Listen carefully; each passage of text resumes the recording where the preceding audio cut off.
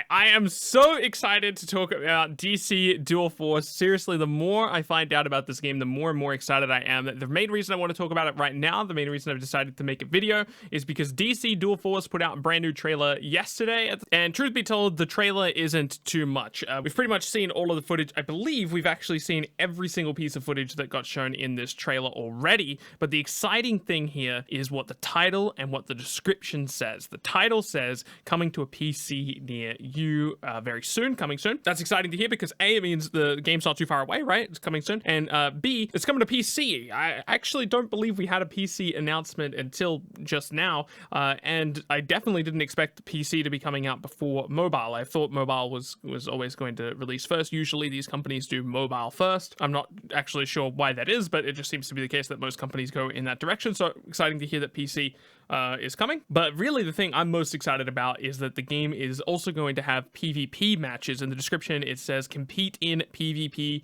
matches, or it says or compete in PvP matches. It's obvious that the clear focus of this game is PvE, which if you asked me a couple years ago I would have been very disappointed about, but PvE games, at least in the card game genre, have expanded quite a lot, and honestly in some cases I even prefer PvE to PvP.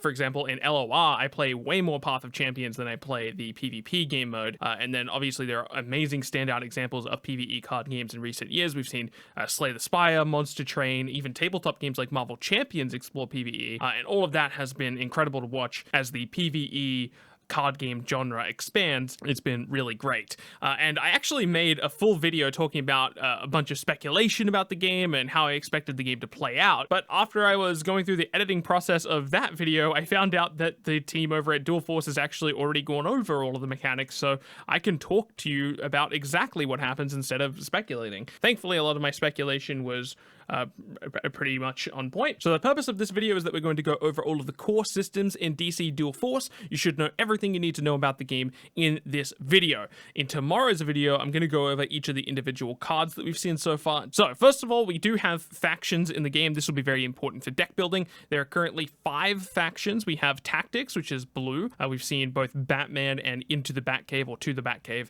both have a blue color-coded border, so we know that they're in the Tactics faction. We've seen Might, which appears to be mostly Superman related so far, at least from what we've seen. We've seen Superman and Super Strength, again, both having that red color. We've seen Energy for green. The only green card I can think of at the moment is the Dr. Fate Minion. We have Anarchy, which is orange. We've seen both Harley Quinn and Punchline have the orange border, so my assumption is that if we ever have a Joker card, is that he'll be orange, just because Anarchy, it makes sense. Then we have Tyranny, and we've seen 2 purple cards so far. We've seen the Gorilla Grodd and Thin the Herd. At least those are the 2 that I can remember off the top of my head. So, what does the actual gameplay of this game look like? It looks way different than I thought it would. I was expecting a relatively familiar board setup, almost akin to like a Hearthstone, but they've really gone all out in creating their own systems here. So, I'm just going to read the direct words from the article because they surmise it quite well. So, players will start off with both of their leaders in the back corners of a 3x2 grid. A player can then play 2 cards per turn, whether it be a minion or an action, or one of each. As well as that, they can also activate their leader abilities using quote-unquote charges that occur once per turn. These abilities can buff the leader's attack power or defense, and sometimes include one of the 10 status effects. And then it goes on to list all of the status effects. I'll leave those on screen for you at the moment. We're not going to spend too much time on keywords in this video. Tomorrow I'm going to go over each of the individual cards, and we'll talk a bit about each of the keywords that we see when they pop up. So they don't actually talk about a victory condition here. With that said, I assume the victory condition is as simple as defeating both enemy leaders. I also assume that when you have a minion in play, it effectively blocks line of sight. And we don't know exactly what the 3x2 grid is, but as I showed earlier on in this video using a slide, I believe that this is what the 3x2 grid is going to look like. You will have one and your opponent will have one, even though the article did refer to the 3x2 grid, which would almost imply that there's just one 3x2 grid. But I do believe there's 2 3x2 grids, one for you and one for your opponent. Again, this is just speculation, so there's no way of knowing for sure. But I believe if you have a minion in front of yourself, you being the leader, and the opponent tries to attack your leader, the minion in front of you will act as quote-unquote a blocker. So effectively there is line of sight in the game. I'm mainly inferring that from context clues because there are cards that refer to quote-unquote blocking, but I don't think it'll be blocking like Magic the Gathering blocking. When your opponent attacks, you can choose to block. I think it will be more or less that kind of line of sight scenario that I just described. Now that we know everything we need to know about the core rules of the game, let's go over the individual card types. Starting off with leaders. Leaders each have their own unique health pool, or in this case they're referring to the health icon as a defense value. So each of the leaders have their own defense value. For example, we see Harley Quinn has 16 defense, whereas Superman has 19 defense. They each have their own unique effects. These effects were referred to as abilities, and as stated in the article, these leaders will start in the respective corners of a 3x2 grid. God, I'm so excited for this game. Moving on to minions. Minions show a badge in the top left-hand corner. At first, I thought this might have something to do with a cost value. Perhaps you have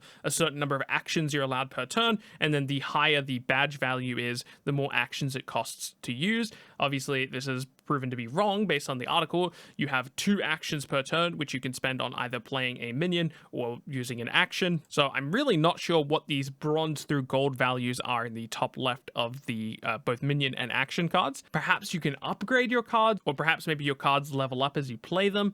I'm really not quite sure. We can also see a rarity value in the middle of cards. We can assume this is a typical rarity system, you know, common through legendary. If you've played any RPG before, you're familiar with this type of rarity system, and just based on the fact that we have that rarity gem, I'm going to guess that there are indeed packs in the game. So you would open your pack and then you'd have like a guaranteed rare or something similar to Hearthstone or any other game with packs. At first I wasn't really sure what to make of this yellow circle icon at the bottom left of cards. I thought maybe that would be associated with cost before I learnt about the cost systems we just went over before, but no, this appears to just be an attack value as you might expect. Moving on to actions, these are going to be your spells, your instants. You're going to play them, they're never going to touch the board, but they're going to leave and go into a quote-unquote discard pile, or they're just going to be removed from the game. Before I close out the video, I do want to quickly touch upon the badge system that we're seeing on minions and action cards. We're not seeing them on leaders. I'm of 2 minds of this. It could be literally anything, so I don't want to speculate too hard. It might even be as simple as a deck building restriction, like you're only allowed so many gold cards, you're only allowed so many silver cards, you're only allowed so many bronze cards. It could be an upgrade system, which I know might have some people a little bit worried. Until proven otherwise, I'm going to give them the benefit of the doubt and assume it's not some type of grimy microtransaction upgrade your card system. Now, that's not to say that it's not an upgrade card system. You can have a system that lets you upgrade your cards and have it not be predatory or grimy in any way, especially for a game that is primarily intended to be PvE. There's definitely a lot of fun and exciting upgrade systems you could have. Let's just try to entertain it for a second and say that it is an upgrade system. I could totally see that being the case. Let's take a look at an action, for example, that is just a bronze. We see a super strength is just give +3/+3. Now, +3/+3 is fantastic. Giving +3/+3 to a card like Punchline, and I won't go into details exactly what all these keywords do, but just know for now that Punchline can sometimes get off 2 attacks. That's essentially what this text says. Giving super strength to a card like Punchline seems pretty good, but if we can pair super strength to a card like Back, which is a gold card, so it's 2 tiers above super strength, we see Batcave nets us 6 health because it heals our leaders with an S, so we heal both of our leaders for 3, so we get a total of 6 healing, and then for the rest of the game we also get to draw an additional card each turn.